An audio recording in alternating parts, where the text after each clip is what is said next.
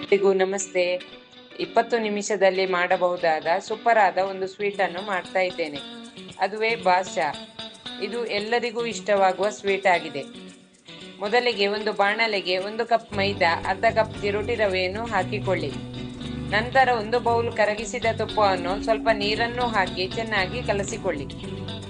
2 ನಿಮಿಷದ ನಂತರ ಸಣ್ಣ ಉಂಡೆ ಮಾಡಿ ಚಟ್ಟೆ ಮಾಡಿಕೊಳ್ಳಿ. ಈ ಚಟ್ಟೆ ಮಾಡಿದ ಮಿಶ್ರಣದ ಮಧ್ಯಭಾಗವನ್ನು ಹೆಬ್ಬೆರಳಲ್ಲಿ ಒತ್ತಿಕೊಳ್ಳಿ. ನಂತರ ಇದನ್ನು ಮಧ್ಯಮ ಉರಿಯಲ್ಲಿ ಎಣ್ಣೆಯಲ್ಲಿ ಕಾಯಿಸಿಕೊಳ್ಳಿ.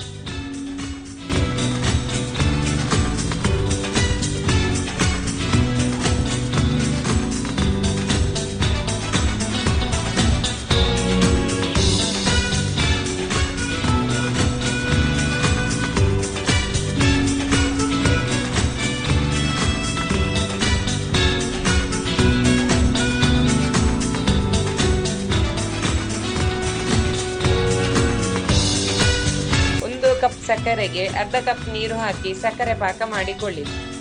1 ಎಳೆ ನೂಲು ಪಾಕ ಬರುವಾಗ ಗ್ಯಾಸ್ ಆಫ್ ಮಾಡಿಕೊಳ್ಳಿ. ಈ ಪಾಕಕ್ಕೆ 1 ಸ್ಪೂನ್ ಏಲಕ್ಕಿ ಪುಡಿಯನ್ನು, ರುಚಿಗೆ ಕೇಸರಿ ದಳವನ್ನು ಹಾಕಿಕೊಂಡು ಅರ್ಧ ಭಾಗ ಲಿಂಬೆಯ ರಸವನ್ನು ಹಾಕಿ ಚೆನ್ನಾಗಿ ಮಿಕ್ಸ್ ಮಾಡಿಕೊಳ್ಳಿ. ಕೊನೆಗೆ ಕಾಯಿಸಿಟ್ಟಿದ್ದ ಬಾದ್ಶಾವನ್ನು ಸಕ್ಕರೆ ಪಾಕಕ್ಕೆ ಹಾಕಿ ಚೆನ್ನಾಗಿ ಮಿಕ್ಸ್ ಮಾಡಿಕೊಳ್ಳಿ.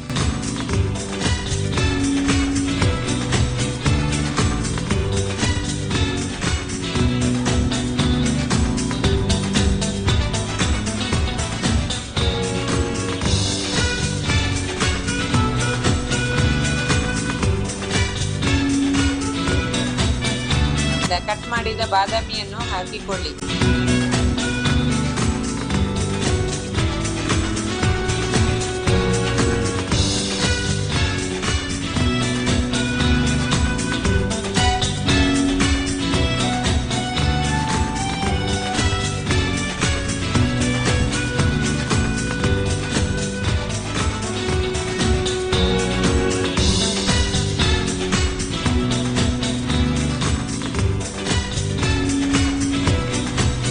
ರುಚಿಯಾದ ಮನೆಯಲ್ಲೇ ಮಾಡಿದ ಬಾದ್ಶಾ ರೆಡಿ.